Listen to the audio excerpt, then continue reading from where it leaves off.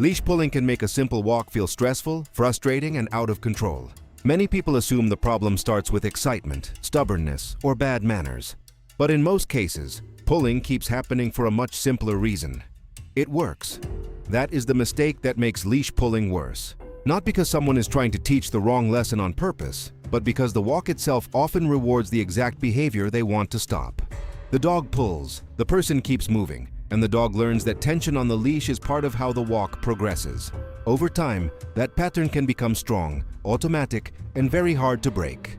In this video, we are going to slow that loop down and make it easy to understand. First, we will define what leash pulling really is and why so many dogs fall into it. Then we will break down the reinforcement loop, which is the repeating reward pattern that keeps a behavior going. After that, we will go through a calm, practical plan to reduce pulling without harsh tools, force, or punishment-based methods. Finally, we will cover the most common mistakes that accidentally keep the problem alive, even when people are trying their best. If your walks have started to feel like a tug of war, this can help you understand why it happens and what a safer first step looks like. Leash pulling is not just walking fast. It is a repeated pattern where a dog puts steady or sudden pressure on the leash in order to move towards something, move away from something, or keep the walk going. That something can be a smell, a person, another dog, an open space, a familiar route, or simply forward motion itself.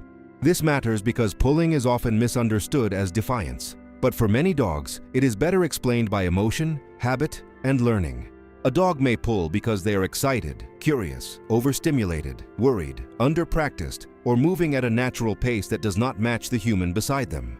Dogs also experience the world through scent and movement. What looks like impatience to us may simply be a dog trying to reach information. Another important point is that loose leash walking is not automatic for most dogs. It is a human skill requirement placed on an animal whose natural walking style is very different. Humans tend to walk in straight lines, at a steady pace, with a clear destination. Dogs zigzag, pause, speed up, slow down, sniff, scan, and react to changing details in the environment. So the expectation of a calm, loose leash usually needs to be taught in small steps. The leash itself can also add pressure to the situation. When a dog is attached to a person and cannot freely choose distance, their arousal level can rise. Arousal means how activated the body and brain are. It can come from excitement, stress, anticipation, frustration, or a mix of those states. When arousal rises, thoughtful behavior usually drops. That is why a dog who seems responsive indoors may become much less responsive outside. So before talking about solutions, it helps to start with this simple frame. Leash pulling is usually not a character flaw. It is often a learned walking pattern supported by repetition, rewards, and an environment that is more exciting than the handler's feedback. The number one mistake that makes leash pulling worse is continuing to let pulling be the way the dog gets where they want to go. That is the core loop.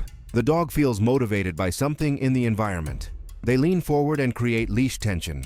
The human keeps walking, even for a few steps.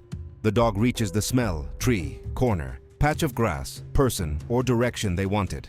From the dog's point of view, pulling helped produce that outcome. This is what reinforcement means. Reinforcement is anything that makes a behavior more likely to happen again in the future. It does not mean approval. It does not require praise or treats. It simply means the behavior worked well enough to be repeated. That is why leash pulling can get stronger even in homes where people are clearly annoyed by it. The dog is not learning from the person's frustration if the environment keeps paying the behavior.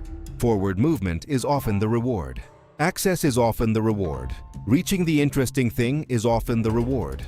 And this is where many people get stuck. They think, I do not reward pulling. But if the walk continues while the leash is tight, the walk itself may be the reward. This is especially important because pulling is self-reinforcing for many dogs. Self-reinforcing means the activity feels rewarding on its own. Sniffing, scanning, moving fast, reaching a target, and satisfying curiosity can all be deeply rewarding without any food involved. So if a dog has practiced pulling for weeks or months, the pattern can become very efficient in their brain. Tension first, access second. Now add inconsistency, and the habit gets even stronger. Imagine a dog pulls for 10 seconds. Sometimes the person stops. Sometimes they do not. Sometimes they are in a hurry and just keep going. Sometimes they ask for a sit, then continue anyway. Sometimes they shorten the leash and drag through the hard part. From the dog's perspective, pulling still works often enough that it is worth trying again. This matters because behaviors that get rewarded unpredictably can become very persistent. The dog keeps testing the same strategy because the reward still appears often enough to keep the habit alive. Another piece of the puzzle is rehearsal. Rehearsal means practicing a behavior over and over. Every pulling walk is not just a bad walk. It is practice. If a dog spends 30 minutes a day pulling from one exciting thing to the next, that is a lot of repetition. And repetition builds fluency. Fluency means a behavior becomes fast, easy, and automatic. That is why loose leash walking cannot usually be fixed by correcting one moment. It needs a new pattern that gets practiced enough to compete with the old one. It also helps to understand that not all pulling comes from the same emotion. Some dogs pull because they are highly social and want to greet. Some pull because they are hunting scents and tracking information. Some pull because the moment the walk starts, their arousal spikes and their body floods with anticipation. Some pull more when they are worried, because distance feels important and the leash prevents natural movement. Some pull because the walk begins too fast, too stimulating, or too long for their current skill level. That means the visible behavior may look similar while the underlying reason is different. A dog straining to get to another dog may be eager to greet, frustrated at not being able to greet, uncertain, or conflicted. A dog pulling toward home may be tired, stressed, or simply following routine. So the most effective plan usually starts by asking not only, how do I stop the pulling, but also, what is this dog trying to get or manage in this moment? This is also why punishment-based approaches often miss the real problem.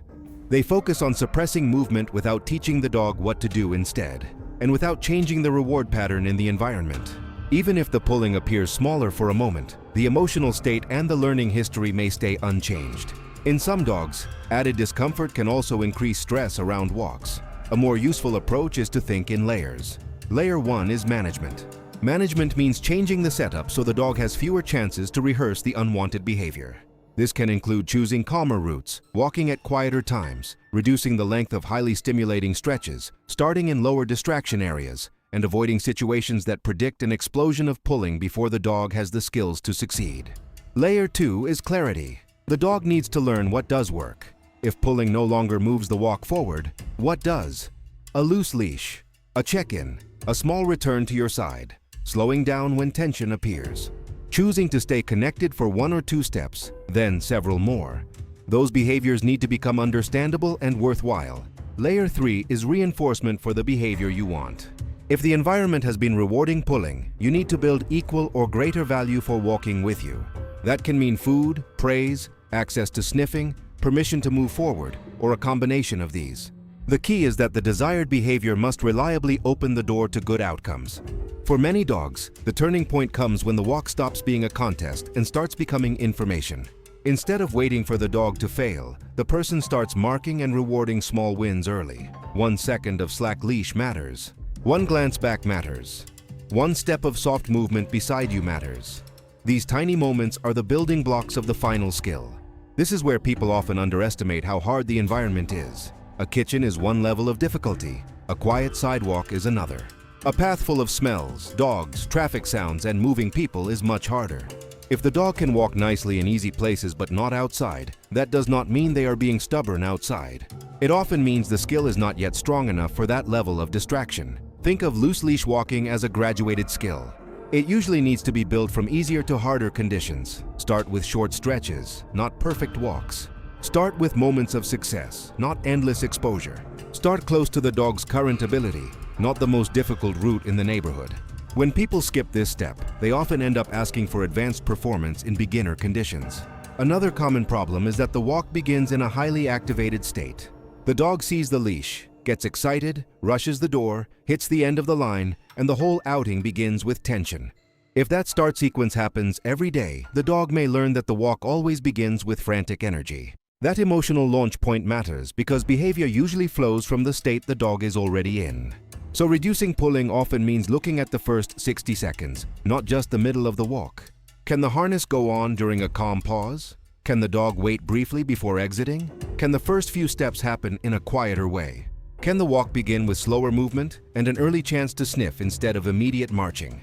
Sniffing deserves special attention because it is often treated as a distraction when it can actually be part of the solution. For many dogs, sniffing lowers pressure and meets a natural need. When used thoughtfully, access to sniffing can reward a loose leash instead of competing with it. In other words, the dog can learn, stay connected, and you get to investigate, pull hard, and access pauses. This is a major shift. The environment is no longer paying for tension. The environment begins paying for self-control. And that is the real lesson many dogs need. Not walking near a human makes the fun stop, but walking with a soft leash is how the fun keeps happening. That message is clearer, fairer, and usually more sustainable. It also respects the fact that walking is not only exercise. It is information, choice, rhythm, and emotional regulation. When dogs are rushed through it with constant conflict, pulling often grows. When the walk becomes structured but rewarding, many dogs begin to settle because the rules finally make sense. So if leash pulling has become a daily struggle, the first question is not, how do I overpower this dog? It is, what has this dog been learning on every walk? Once that answer becomes clear, the next steps become much more practical. A safe first step is to stop expecting full walk perfection and start teaching in pieces. Begin in the easiest environment you can find. That might be indoors, in a hallway, in a quiet yard, or on a calm section of sidewalk before the most stimulating part of the route. The goal is not to prove the dog can handle everything. The goal is to create repetitions where a loose leash is actually possible. Decide what earns progress. For many dogs, that can be any moment when the leash softens, any voluntary glance back, any return toward your side, or a few calm steps without tension. The exact picture does not need to be perfect at first. What matters is that the dog can understand the rule. Soft leash makes good things happen. Then make those good things happen quickly and clearly. Reward with food if that works for your dog. Reward with forward movement. Reward with permission to sniff. Reward with access to the environment. Different dogs value different outcomes, and many respond well to a mix. When pulling starts, avoid turning it into a battle. Instead, calmly remove the payoff.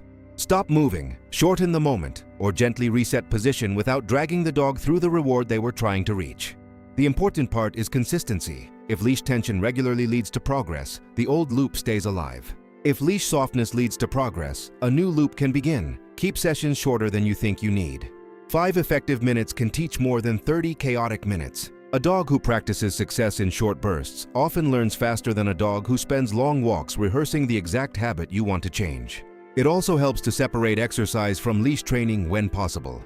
Dogs who are full of energy may struggle more with careful walking if every outing must serve every purpose at once. Some families see progress when they provide other safe outlets for movement, sniffing, chewing, searching, and enrichment outside the training walk itself. Enrichment means activities that meet natural needs in healthy ways, such as sniffing games, food puzzles, or foraging opportunities. Pay attention to trigger distance. Trigger distance is the space at which your dog becomes too activated to respond well. If your dog can walk softly until another dog is 15 feet away, but not at 8 feet, that information matters. Training at the easier distance usually works better than waiting for the dog to explode and then trying to recover. Use your route strategically. Quiet streets, wider spaces, fewer blind corners, and slower transitions can all help. Many people focus only on the leash technique and forget that environment design is part of training.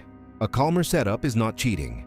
It is how learning becomes possible. Now let's cover the mistakes that often slow progress. The first is being consistent only when it is convenient. Dogs learn from patterns, not intentions.